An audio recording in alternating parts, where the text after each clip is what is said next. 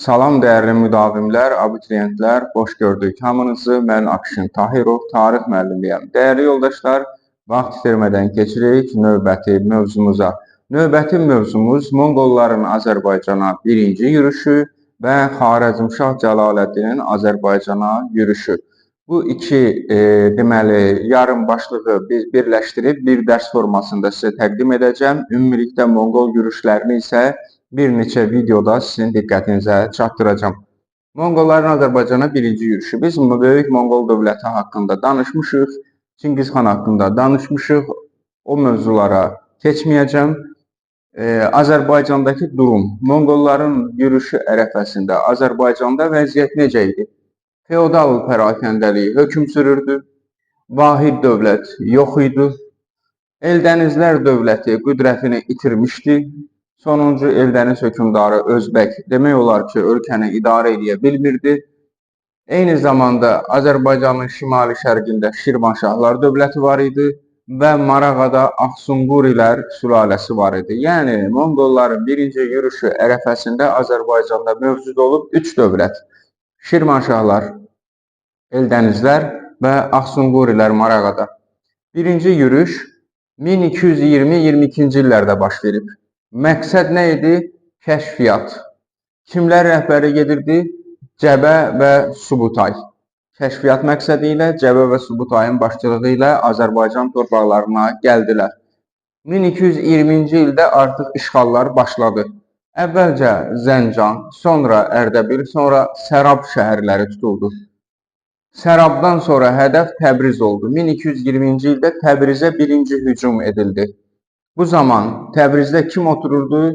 Eldəniz hökmdarı, sonuncu Eldəniz hökmdarı Özbək. Özbək xərac verdi. Monqollar şəhəri dağıtmaq niyyətindən əl çəkdilər. Bunun əsas səbəbi xərac deyildi. Qala divarları Monqolları narahat etməyə başladı ki, şəhər qala divarları ilə əhatə olunub və çətin olacaq. Ondan sonra Muğana hücum edildi.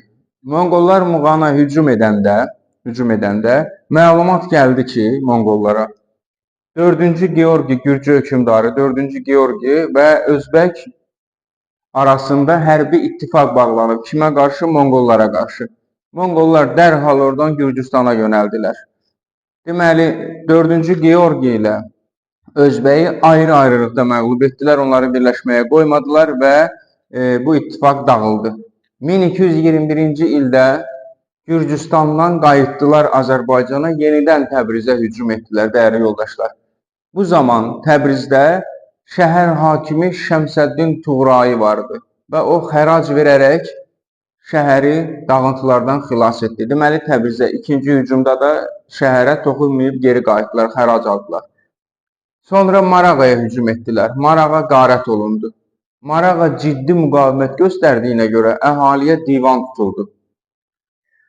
Yenidən Təbrizə hücum edildi. Üçüncü hücum. Deməli, bu zaman Özbək hara qaçdı? Naxçıvana qaçdı. Şəmsəddin Tuğrai xərac verdi yenidən. Nəyə görə Monqollar bu dəfə də geri çəkildilər Təbrizdən? Çünki Şəmsəddin Tuğrai artıq tam gücü ilə, əhali ilə bir yerdə hazırlaşmışdı Monqollara qarşı müdafiəyə. Bunu görən Monqollar xəracını alıb geri qayıtdılar. Deməli, Təbriz şəhəri dağıntısız xilas ola bildi. Sonra bildirək ki, biz nə demişdik? Ərdəbilə hücum olmuşdu. Ərdəbil əhalisi Monqolların iki həmləsini dəf edə bilmişdi. Amma artıq gücü tükənirdi əhalinin. Kənardan da yardım yox idi. Ona görə 3-cü həmlədə Monqollar şəhəri tutdular. Yaqut Əl-Həməvi bu barədə yazır ki, Ərdəbildə kişi əhaliyə qarşı divan tutuldu, kişi əhali qılıncdan keçirildi. Dağıdıldı Sərab, Naxçıvan şəhərləri. 1221-ci ilin payızında Beyləqana hücum olundu. Beyləqan ciddi müqavimət göstərdi, amma işğal olundu. Beyləqan əhalisinə də bunlar divan tutdular Monqollar. Daha sonra istiqamət haraydı? Gəncə şəhəri. Gəncə o dövrün ən yaxşı müdafiə olunan şəhərlərindən biri idi. Belə ki, qala divarları var idi, darvazası var idi. Ona görə də Monqollar bildilər ki, şəhəri ələ keçirmək çox çətin olacaq, bəlkə də mümkün olmayacaq. Xərac aldılar və oradan çəkildilər. Bu haqda kim məlumat verir? İbn Əl-Əsir məlumat verir. Gəncədən sonra hədəf Şirvan oldu. Şirvana hücum etdilər Monqollar. Şamaxı çox ciddi müqavimət göstərdi Monqollara qarşı. Şəhər tutulduqdan sonra əhali məhv edildi. Demək olar ki, əhali məhv edildi, qılıncdan keçirildi. Monqollar öz döyüşlərində, yürüşlərində vəhşilikləri ilə belə deyək, ad çıxartmışdılar. Azərbaycanı tərk etmək vaxtı gəldi, çatdı. Artıq Şirvandan da kəşfiyyat xarakterli keçdilər. Azərbaycanı tərk etmək lazımdır. Dərbəndə doğru irəlilədilər ki, oradan Azərbaycanı tərk edib çıxıb getsinlər. Bu zaman hiyləyə əl atdılar. Bu hiylə nə idi? Bəzi məlumatlara görə Dərbənd hakimindən, bəzi məlumatlara görə Şirvanşahdan elçi heyəti göndərmələrini istədilər ki, biz sizlə sülh bağlayırıq. Yenə deyirəm, ola bilər Şirvanşah, ola bilər ki, Dərbənd hakimi öz deməli elçi heyətini göndərir, nümayəndə heyətini göndərir Monqolların qəbuluna. Monqollar burada onlardan birini öldürürlər, digərlərində qorxudurlar ki, sizi də öldürərik, yolu bizə göstərin. Gizli yollarla Dərbəndi tərk edib gedirlər. Bu Monqolların Azərbaycana birinci yürüşləri.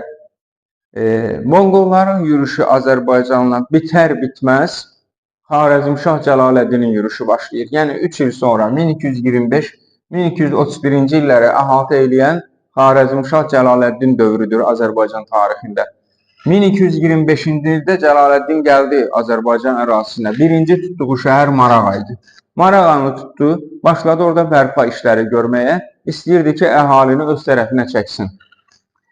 Bəlkə də nisbətən istəyinə də nail olmuşdu. Sonra Təbrizə hücum elədi. Təbrizə hücum eləyəndə yenə də Özbəkin bir işi var ki, gördü kimsə gəlir, qaçır da Özbək. Özbək gördü Xarəzmşah Cəlaləddin gəlir. Birinci Gəncəyə qaçdı, oradan da Əlincə qalasına qaçdı. Deməli, Cəlaləddin şəhər əyanları ilə sazişə girdi və Təbriz şəhərini tutdu.